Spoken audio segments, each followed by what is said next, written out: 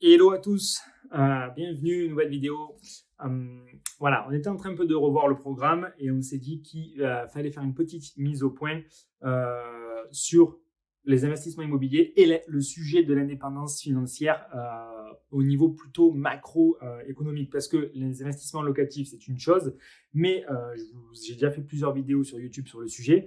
Je vais la reprendre et redétailler un peu plus ici le sujet, mais la résidence principale, les amis, n'oubliez pas la résidence principale, c'est obligatoire parce qu'au final, le cash flow, c'est sympa, mais si vous êtes là, et le message que je veux vraiment faire passer, c'est l'indépendance financière. Donc, le cash flow, les investissements locatifs, c'est bien, mais il faut faire de la résidence principale, comme il faudra faire à un moment donné peut-être de l'entrepreneuriat si vous voulez kiffer et encore plus accélérer. Donc, la résidence principale, oui ou non? Est-ce que c'est une bonne stratégie ou est-ce que ce n'est pas une chose à faire? De mon point de vue, il faut absolument l'utiliser. C'est même pas une question qu'il faut se poser. Ensuite, il ne faut pas faire n'importe quoi. Il faut utiliser cette stratégie de manière intelligente. Comme quand vous faites un investissement immobilier, vous réfléchissez au marché, au prix de la location, au coût total pour la revente. C'est exactement la même chose pour votre résidence principale. Et idéalement, il ne va pas falloir acheter un truc neuf qui a déjà été rénové ou neuf sur plan. Voilà, ça c'est très cher. Idéalement, il faut faire la même chose. Vous achetez un truc pourri, vous le faites rénover, vous ajoutez de la valeur et ensuite vous pourrez le revendre très cher. Quand on ajoute le coût des travaux par rapport au coût de vente de mètre carré, du coup là se crée la plus-value. Sans oublier la plus-value que vous négociez à l'achat. C'est la même chose. Et du coup, qu'est-ce qui se passe? Quand vous revendez, comme c'est votre résidence principale, vous êtes totalement exonéré de plus-value. Donc, c'est là la beauté de la chose. Vous pouvez la garder 5 ans, 10 ans, 2 ans, 1 an. Du moment qu'on est capable d'expliquer aux impôts pourquoi est-ce qu'on a revendu s'il y a une grosse plus-value et qu'ils nous posent des questions, ça passe. Voilà.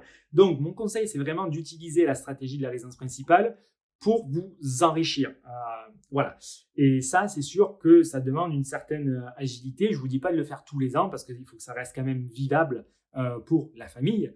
Mais tous les 5 ans, voilà, c'est juste. On n'est plus à une époque où nos parents, ils investissaient, ils restaient 20 ans ou 25 ans dans la même ville ou dans la même maison. Là, aujourd'hui, honnêtement, rester 25 ans dans la même maison, c'est un autre mode de vie. Et je pense qu'il faut s'adapter. Et au-delà de ce fait, il faut absolument créer du cash. Et c'est une des dernières niches fiscales qu'il existe en France, donc il faut l'utiliser. Donc concrètement, ça veut dire qu'on passe toujours chez le banquier, autant que possible. Parce que l'argent, il coûte toujours pas cher. Par contre, attention, vous n'arrivez pas comme tous les particuliers qui débarquent le samedi matin pour négocier le taux. On reste en mode investisseur. En mode investisseur, le taux, on s'en fout. Tout ce qu'on veut, c'est la durée, parce qu'on sait que dans tous les cas, on ne va pas rester 25 ans. Et du coup, autant que possible, le différé, les travaux, tout ça, ça marche. Et surtout, vous ne vous endettez pas au maximum. Si le banquier vous dit, moi, je considère que 200 000 ou 300 000, ça passe, bon, prévoyez moins. Parce que du coup, on veut garder une capacité d'endettement pour faire ensuite des investissements immobiliers qui seront encore plus rentables et qui vont donc augmenter vos revenus et diminuer votre taux d'endettement. Voilà, donc ça passe. Donc vous pouvez le faire en ayant déjà investi dans l'immobilier, en du locatif, ou même si vous voulez commencer avec la résidence principale, c'est OK, tant que vous respectez toutes ces règles.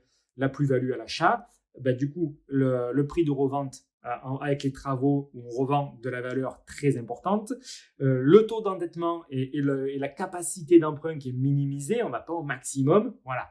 Gardez cette logique d'investisseur et à ce moment-là, évidemment, c'est génial de faire de la résidence principale. C'est clair, c'est clairement, il faut kiffer et c'est ce qui nous permet de faire plusieurs projets, quelque part avoir même un peu plusieurs vies parce qu'à chaque fois on repart sur un bien nouveau et voilà, on ne stagne pas, on avance et du coup il faut malheureusement ou heureusement, ne pas mettre trop d'affectifs là-dedans non plus parce que ça reste quelque part du matériel et c'est une stratégie à utiliser vraiment pour s'enrichir.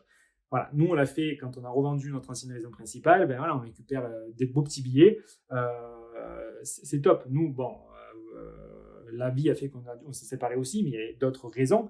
Et ça nous a permis de repartir de manière très confortable, sans risque. Et là, du coup, tout le monde a de l'apport. On peut réinvestir sur des résidences principales. Et moi, je vais réinvestir sur des résidences principales en faisant du locatif, en faisant de la division. Voilà, c'est là où on évolue vraiment, vraiment, vraiment. Donc, du coup, considérez bien cette stratégie. À mon sens, elle doit faire partie de votre enrichissement. Le locatif, oui, mais la résidence principale, à un moment donné, c'est bien de le faire aussi. Voilà.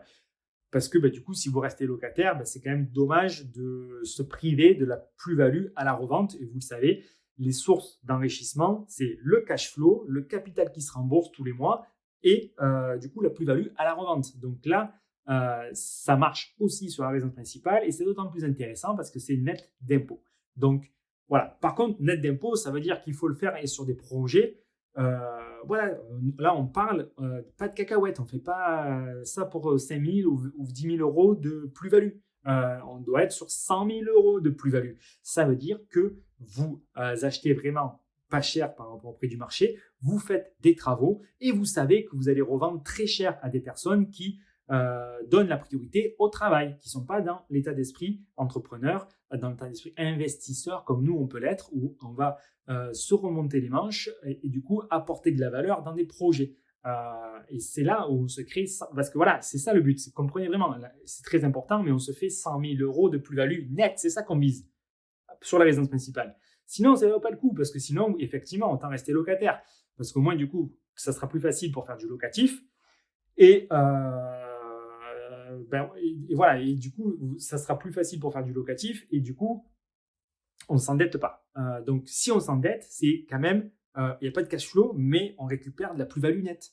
Voilà, donc ça, c'est l'idéal. Alors, je vous dis 100 000, ça peut être 80 000, ça peut être 60, peut-être 50. 50, je n'irai pas au-dessous de 50, parce qu'après, c'est quand même énormément de travail. Le temps passe, mine de rien. Donc voilà, choisissez vraiment les villes.